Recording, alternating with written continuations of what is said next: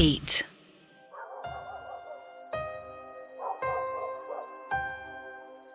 वेदा ने संदीप का गला पकड़ा।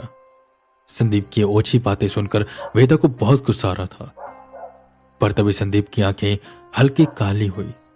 वेदा को एक धुआं सा दिखाई दिया जो उसके जिस्म से निकल रहा था। वो धुआं धीरे धीरे निकलते हुए एक आकार ले लेता है जो उसकी परछाई की तरह दिख रहा था, पूरे काले रंग का। पर धुआं वो बाहर आया।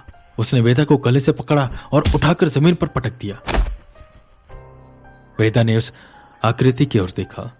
कद संदीप जितना, शरीर का ढांचा कुछ अलग सा था, कुरूपी, ऐसा जैसे कि संदीप के अंदर पल रहा गुस्सा, हीन भावना, जेलसी, नफरत सब एक रूप लेकर बाहर आ चुका हो। वेदा को यह समझने में देर न लगी कि संदीप उस पत्थर को नहीं बल्कि वो पत्थर संदीप को काबू कर रहा है। संदीप, ये सब ठीक नहीं हो रहा है। वो पत्थर तुम पर हावी हो रहा है, तुम्हें हर तरह के सुख देकर तुम्हारे अंदर की भावनाओं को वो खा रहा है। वो ताकतवर हो रहा है। वो चाहता है कि तुम्हारी इच्छा शक्ति और बढ़े और तुम उसके पास चाहते रहो। तुम उससे कितना भी मांगोगे कम ही रहेगा, और जितना तुम उससे मांगोगे वो और ज्यादा ताकतवर होता रहेगा, तुम पर हावी होगा। मत करो ये, एक अंत करो सब चीजों का, ये खतरनाक है। जिस पर संदीप बोला, पर इस पर उसकी आवाज भारी हो गई थी। मुझे फर्क नहीं पड़ता, मुझे जो चाहिए वो मैं लूंगा। मुझे जो चीज अच्छी लगेगी वो मेरी हो। मुझे पता नहीं था कि साक्षी की इतनी सुंदर बेटी हो जाएगी। नजर उस पर मेरी शुरू से थी, पर वो छोटी थी तब। जवान होने का इंतजार कर रहा था। साली जवान होने के बाद यहां से चली गई। ना जाने मैंने कितनी बार उस पत्थर से मांगा कि एक बार जैसे उसकी मां मेरे पास आती वो भी आ जाए, पर आज वो आ चुकी है। प्यार से नहीं मानेगी तो ताकत तो मेरे पास है ही है। उसे मैं अपने पास लाऊंगा। वैसे भी इस घर में किसी को उसकी चिंता नहीं है। उसको इस्तेमाल करके फेंक दूंगा ना तो भी उसे कोई देखने नहीं आएगा। जैसे उसकी मां मुझे सुख देती है, अब से वो भी मुझे सुख देगी और मेरी रखैल बनकर रहेगी। ये सुनते ही वेदा की नसें फूलने लगी। आग उनकी आंखों में उतर गया।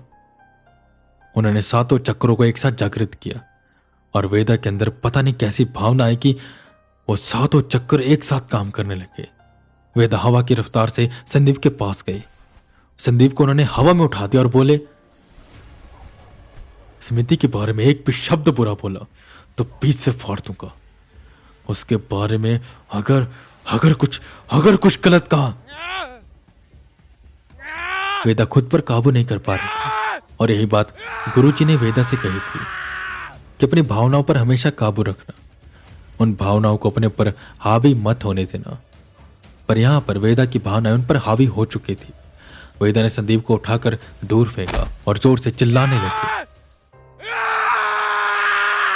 वहीं सामने से संदीप के शरीर से वो धुआं और भी ज्यादा बाहर आने लगा और उस धुएं ने संदीप के शरीर पर कब्जा कर लिया। वो वेदा की ओर बढ़ा। उसने जोर से वेदा के मुंह पर वार किया। वेदा घुटने के बल हो गए, पर उन्होंने वहीं से संदीप के पेट पर वार किया। उन दोनों में काफी लड़ाई हो रही थी और ये सब आवाजें उस घर में गूंज रही थी। सब डर गए और छत पर आए तो उन्होंने देखा संदीप और वेदा अजीब तरह से लड़ रहे हैं। जहां संदीप के अंदर से कुछ अलग सा धुआं बाहर आ रहा है और वो देखने में भी काफी अजीब सा लगने लग गया था। वो एक राक्षस को प्रतीत कर रहा था। वही वेदा जिनके पास ताकत तो थी पर वो बेकाबू हो चुके थे। वो संदीप को उठा उठा कर यहाँ पटक रहे थे। ये सब होते हुए देख स्मृति की मां वेदा की ओर भागी कि वो कैसे संदीप को मार सकता है, पर संदीप भी अपने काबू में नहीं था। वो जो राक्षस था वो उस पर हावी हो चुका था। वेदा ने जो उस पर वार किया उससे उसके स्वाभिमान को ठेस पहुंची और वह सब भूल गया। उसने स्मृति की मां को दूर फेंका और वेदा पर पागलों की तरह वार करने लगा। जहां वेदा की आंखों में खून उतरा हुआ था वहीं संदीप की भी। वो दोनों ही वो नहीं रहे थे जो वो थे। प्रिया भी उन्हें शांत कराने की कोशिश करती है पर वो किसी की नहीं सुनती। वो दोनों आपस में इस कदर लड़ रहे थे जैसे वो एक दूसरे की जान के दुश्मन हो। वेदा कभी संदीप पर हावी होते तो कभी संदीप वेदा पर। उन्हें शांत कराने की कोई भी अब कोशिश नहीं कर रहा था। वहीं अलमीरा में पड़ा वो पत्थर अपने आप हिल रहा था। वेदा ने संदीप के दोनों हाथों को पकड़ा और उखाड़ कर दूर फेंक दिया। ये देखकर सबकी आंखें फटी की फटी रह गई और इसे होते हुए देख स्मृति तो बेहोश ही हो गई। वहीं प्रिया, जिसके पास ताकतें थी, वह महसूस कर पा रही थी कि यहां पर कुछ तो गड़बड़ है, पर उसकी वेदा ने ड्यूटी लगाई थी कि उसे स्मृति को बस बचाना है, तो फटाफट स्मृति को लेकर वहां से भागने लग जाती है। संदीप के दोनों हाथ के उखड़ते ही वो पत्थर अपने आप टूट गया और उसके अंदर से काला धुआं बाहर निकलकर जमीन पर फैलने लगा। प्रिया जहां स्मृति को सहारा देते हुए बाहर लेकर जा रही थी, वो जैसे ही हॉल में पहुंचती है, वो जो काला धुआं चारों तरफ फैल चुका था वो सैनिकों का आकार ले लेते हैं, काले रंग के सैनिक, और वो तुरंत प्रिया पर वार करने लगे। प्रिया के पास ताकतें थी और गुरुजी ने उसे बहुत कुछ सिखाया था, तो उसने लड़ना शुरू किया। वो उन सभी से लड़ रही थी और साथ ही साथ स्मृति को बचा भी रही थी। वही वेदा जोर जोर से चिल्ला रहे थे जैसे वो ताकत उनके शरीर पर हावी हो रही है। संदीप जो जमीन पर पड़ा था, उसके पास स्मृति की मां फिर से आई और उसे चूमने लगी। ये सब मंजर देख सबके होश उड़े। संदीप की वाइफ आती है और स्मृति की मां को पकड़कर दूर करती है। वो अपने पति को गले लगाकर रोने लगी कि तभी संदीप का शरीर एकदम से हिलने लगा और वो खड़ा हो गया। वो दोनों हाथ एकदम से उड़कर संदीप के पास और जुड़ गए। पत्थर टूट चुका था और उसमें मौजूद सारी शक्ति आजाद हो चुकी थी। हालांकि ये बस उस राक्षस का अंश भर था, पर वेदा पर हावी पड़ रहा था। वेदा संदीप की ओर बढ़े। आगे बढ़कर संदीप ने वेदा के पेट पर वार किया, जिससे वेदा जमीन पर गिरी। उसने हाथ ऊपर किया, उसके हाथ में तलवार आई काले रंग की। वो बस वेदा के अंदर उसे डालने ही वाला था कि तभी जो आसमान में चांद था वो पूरा लाल हो गया। संदीप जहां पर था वहीं जम गया। वेदा के हाथों और पैरों में बेड़ियां आ गई। वो जमीन पर ही चिपक से गई।